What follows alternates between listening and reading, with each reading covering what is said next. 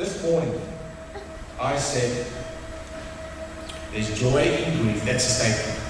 Are you serious? Okay. Let me ask you a question first before we jump in as we start. Who enjoys pain? Who enjoys that sort of struggling, going through difficult times? I mean, who enjoys here? Just, you may be honest, you can say, I enjoy struggling, making ends meet financially. I enjoy my struggle. Who enjoys, if I grew up and I had a hiding when I was, can I say I enjoyed it? I made a mistake once of laughing to my mom, and thereafter I can testify I did not enjoy what followed. I want to make it abundantly clear this morning, because I think there might be a perception among Christians or people that look into Christianity and look at people. There might be a perception that we are called to enjoy, that we always should be happy. Christians are happy people, always smiling and laughing. And I don't think that's true. I don't think we are always, I've seen our big pastors when they talk to you, they go like, yeah. You turn your back around and they go like, they put on this happy face.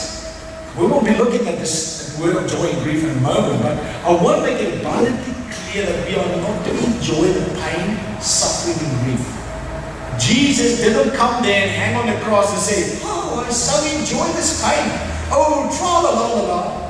Can you remember that being said on the cross? That Jesus, when every time he was struck by people, when he had the crowd of thorns, said, oh, that is so nice, thank you.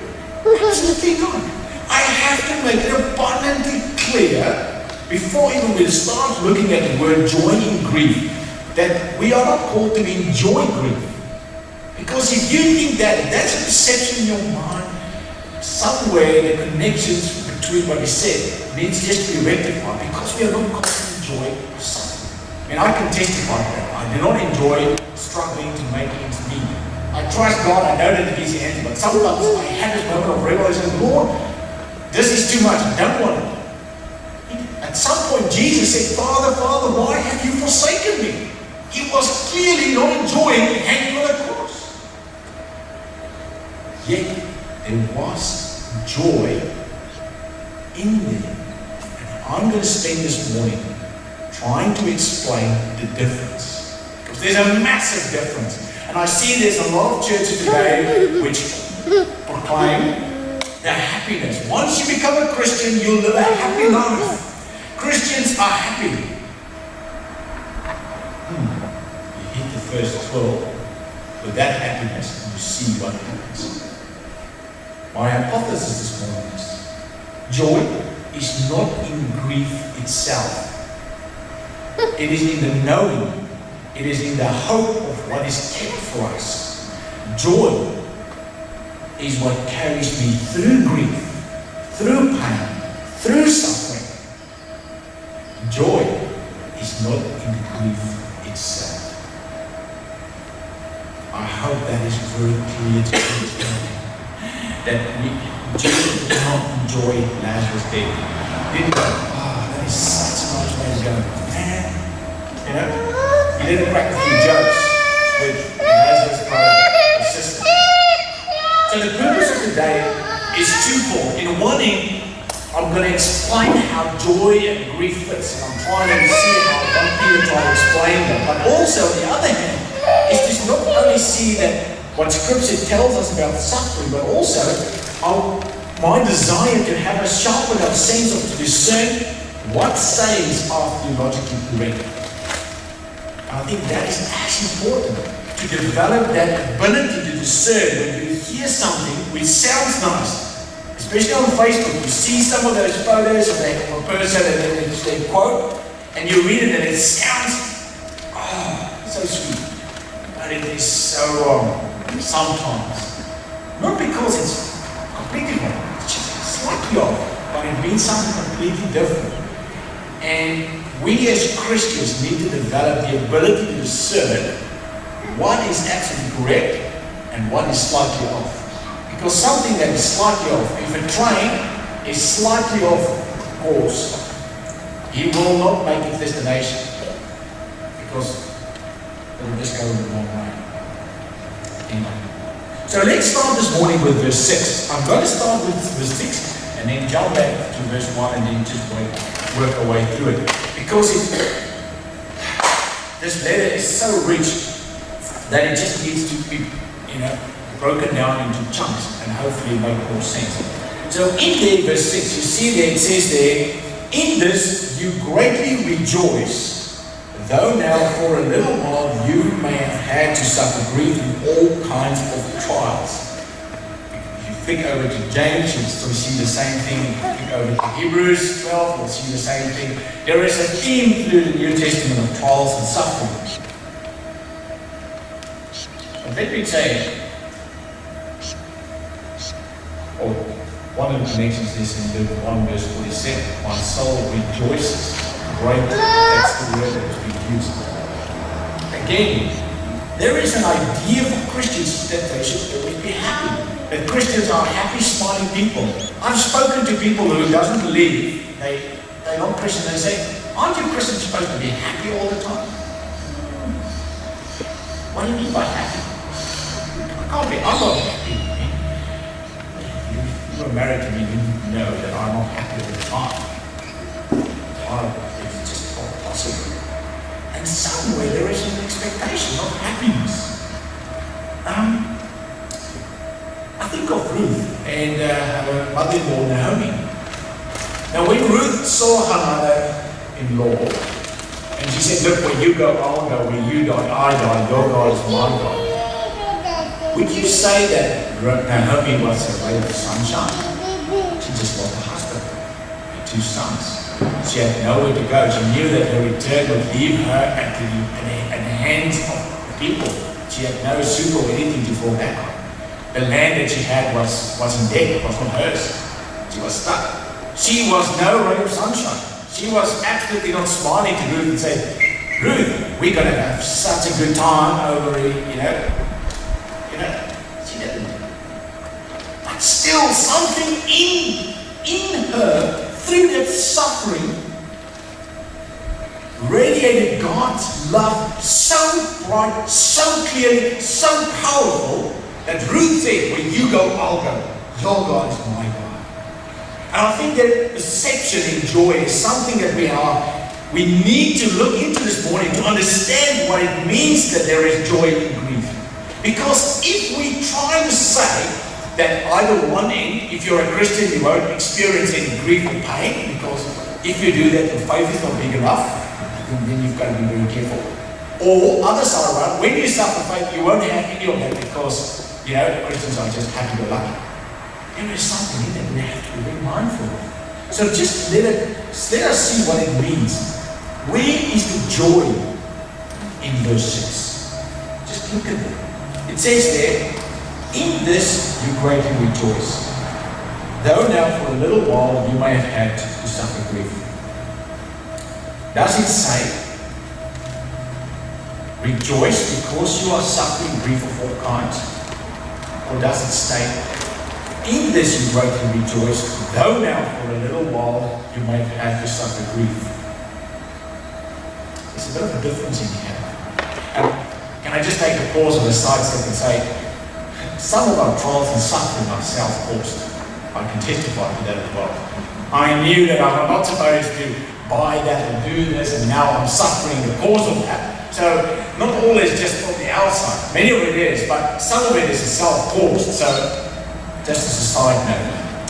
So what I want to see there is that in this verse, it actually refers to, in this you greatly rejoice. That greatly rejoice to refer to a state, the original word, a state of being, which is not just linked to the suffering.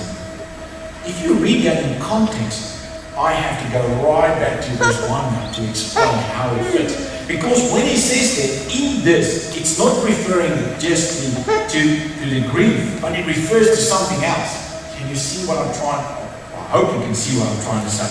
So the next point what I say is, who is the benefit of this joy? So it says there, in this you greatly rejoice. Who is to benefit? So, right, let's rewind and go back to verse 1. I've got a bit of homework for you.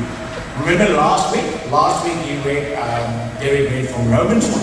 So if you read Romans 1 verse 1, this first few, you read 1 Peter 1, this first few verses, you'll be amazed to see the same things being said. Interesting. So who is to benefit? Look at this words. It is addressed to God's elect, strangers in the world, scattered throughout Pontus, Galatia, Achaia, who have been chosen according to the foreknowledge of God the Father, through the sanctifying work of the Spirit, for obedience to Jesus Christ and sprinkling by His blood. Peter wrote this letter to Christians who are, we would say, called second generation of Christians. People like us who didn't know Jesus personally. Perhaps didn't see. They are scattered. They're all over the world, and this is probably like a letter that went from one church to the other being read. But one of the things is that they have been persecuted for their faith. Remember that as Jews, they were still moving around and they would still draw to their local culture. I mean, like all of us, you draw on the culture that you've been brought up. But the point that they're struggling through is the fact that as they draw to the other groups around them, their suffering was in the fact that they have been rejected by people of the same culture, the people that were Jewish. They were excommunicated from the synagogues. So when they were in this city, not only were they strangers in that city, but they were also deemed strangers among their own family and friends. They were rejected. They are virtually suffering from acknowledging Jesus Christ as their Savior. They are being pushed away, not only by the Gentiles or people there, but the Jewish people by their own people because of their problem. So this letter is telling us a few things from the start. It says there, to God's elect, because He wants us to understand where our joy is coming from. And starts right back. One of the cues there is God's elect. And He tells us from the beginning, you are two things. You are strangers in the world and you are scattered. Now, where would be the hope in that? I don't see the hope in that if you just read it by that. But He acknowledges the fact that through those words that He understands their struggle, their grief. You are strangers in the world. One of the things that we desire as humans is to be accepted. Isn't that? When I was old enough to enter the dating scene, the hardest part was the rejection. When you had to, go up to a door, knock and say, "Hi, here am I. How about we have a coffee?" And you are away. The biggest fear was rejection. And He's saying, to God's elect, you are rejected as here, as the world that you live in Syria and Egypt. They know what rejection is. But even among ourselves, we are scattered and we are rejected. Proclaim your faith in the workplace. I'll guarantee you, you will be rejected. You'll be the laughing stock of people around you. But He said they elect, and He puts it in. Then He goes on and says, okay, there are the key words, who have been chosen, not by accident, but with the foreknowledge of God the Father. And we know that He did it through Jesus, through the Spirit, through obedience in Jesus Christ and His blood. And that is crucial for our understanding of this great joy. Why are we rejoicing? Are we rejoicing of being strangers in the world? Being scattered? Going through suffering and rejection? No, because we are God's elect. We have been chosen. We are no accident. The hope that Peter was proclaiming to these people in suffering and grief was nothing else than saying, remember that you are not from this world, that you are God's elect, and that you are no accident. The hope that we are proclaiming to you has stand even long before you. It's from the foreknowledge of God. He made a way, even after the fall of man, He made a way so that we can be reunited. So that is so important. Who is the benefit of this joy? You and me as God's elect. And that is an amen in itself. But why should you rejoice? Why?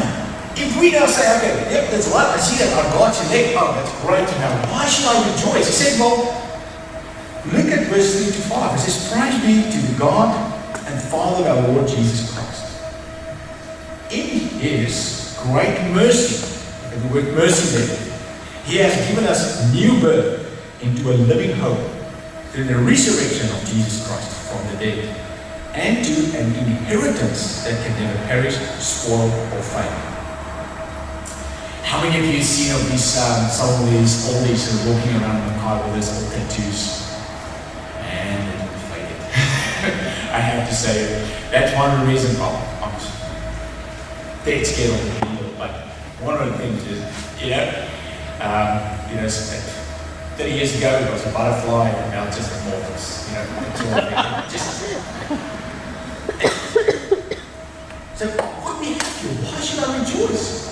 Well, firstly, in the great mercy, because what Peter is trying to remind them of, look, these people like you know the word, it has been proclaimed to them. It's not new. He's not just writing to them saying, I want you to come to Christ. No, they're already faithful, they're already Christians, they're followers of Christ. But sometimes we need reminding. I need reminding constantly. My memory. They say a fish's memory is 3 seconds. I think mine is not much. I go and I'm encouraged, I turn around and I go, why? How is it possible? But the point is that in His great mercy He has given us new birth. Now Jesus spoke when He said about the whole new birth. It doesn't mean that you are being born again as human. It refers to the whole aspect of your spiritual birth as into understanding, into a new perspective. And that is what is so crucial for us and what we need to remind them of. He said, look, you are born into this world. You are strangers and that you are being persecuted and it's all going to be hard. But you are God's elect. And now, as God's elect, you have been born into. It's almost you've given new life. Ephesians 2 tells us that we were dead in our sins and then we were made alive. Now, you know what the Greek word means for dead in Greek? It means dead. But you were made alive. You were made alive. It's amazing.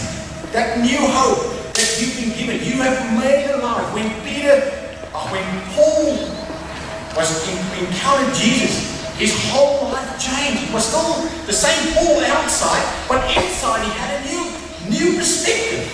Then here he goes, persecuting Christians. He come there and he says, "Look, bless you." And mate, just imagine those Christians. The point is that he is saying that in His great mercy, you have been given new birth, a new perspective on suffering, grief. You have been given a new perspective of being an elected citizen of heaven, being a stranger in the world, being scattered and persecuted, suffering and grief. That's what the point is saying. He's saying, before we get to the suffering, I need to remind you that you are firstly going to benefit. You are God's elect. You are no accident. Before knew that, not before you birthed that. And then he goes on and says, why would I rejoice? It's that you have been given a new perspective. And what is that perspective? It's simply the fact of two things. A living hope and an inheritance. Those are the two things that have been given to you. Living hope and an eternal inheritance. I had a picture there of those parents they've got this big stick on the back of their massive caravan saying, spending my children's inheritance.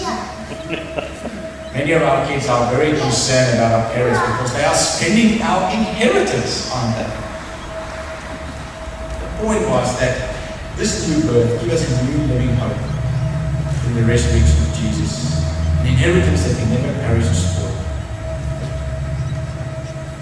And now, and this is where it comes. In verse 6, it says then, if you accept the fact, if you are reminded and rejoicing in the fact that you are God's son, and that you've been chosen, and that you've been scattered and strangers, that you have a living hope, that you've had a living an inheritance. Now, you will face suffering, but there will be joy. And the joy is not, the state of joy is not in the suffering itself.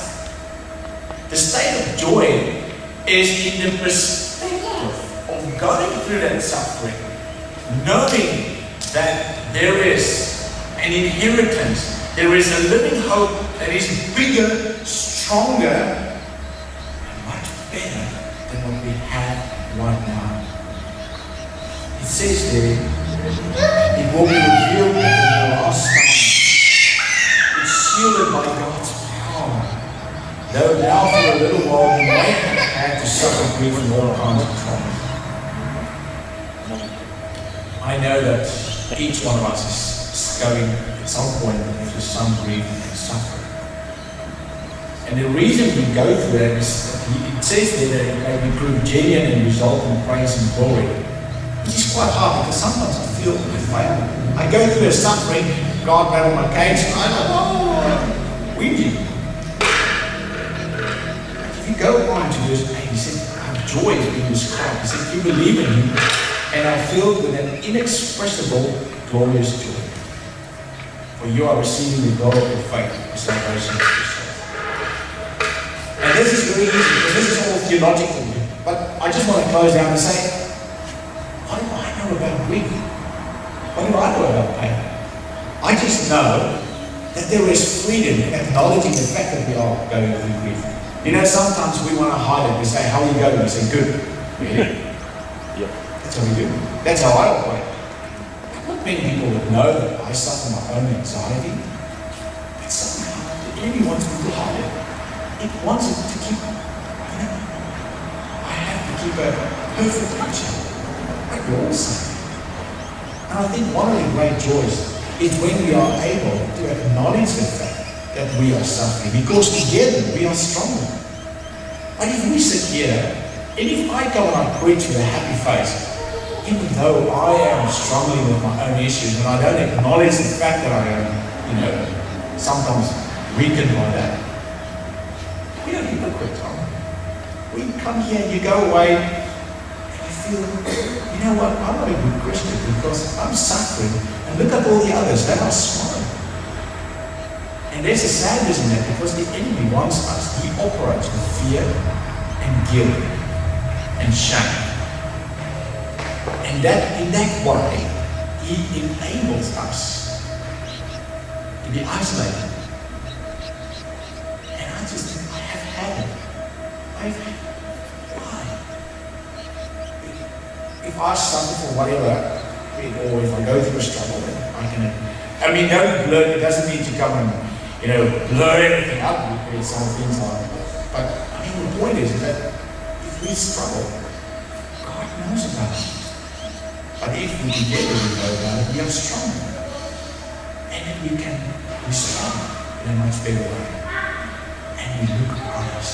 That is one of the things, the vision of our church is that we must serve one another through the ups and downs. And I pray this morning that once again, that you will not find the joy in the grief. But as you go through grief, be reminded that you are God's elect. That you are scattered, that we are scattered to Mackay. That we are strangers, that we will struggle, that there are some griefs and difficulties that you and I will face. It's a fact. But the perspective that God has given us is a new life, a new hope, an eternal inheritance. That is our state of joy. Much the same as Naomi. When she was no ray of sunshine, and Ruth said, your God is mine. It's amazing what we radiate regardless of our situation. Lord, we have said so much about grief. I pray that the most important part is that our joy will be completed in you. That I rejoice knowing, Lord, that I am just scattered here, but I'm no accident. That I am here with a purpose, and that is to glorify you. Not just for this generation, not just for myself, but the generation to come. I pray, Lord, that we will have a heart for those around us, starting with this community of followers. Lord, that we are being persecuted, even if it doesn't seem that obvious. I pray that we will have the ability to discern what is your word and what is a little bit of a twist to what you're saying.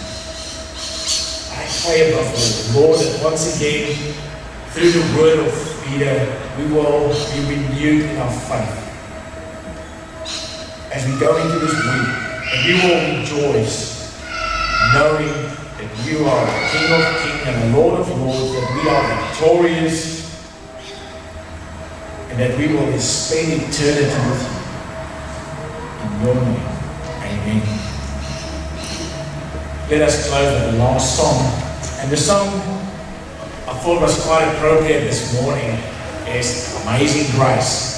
And we're going to sing the version that is saying, my chains version.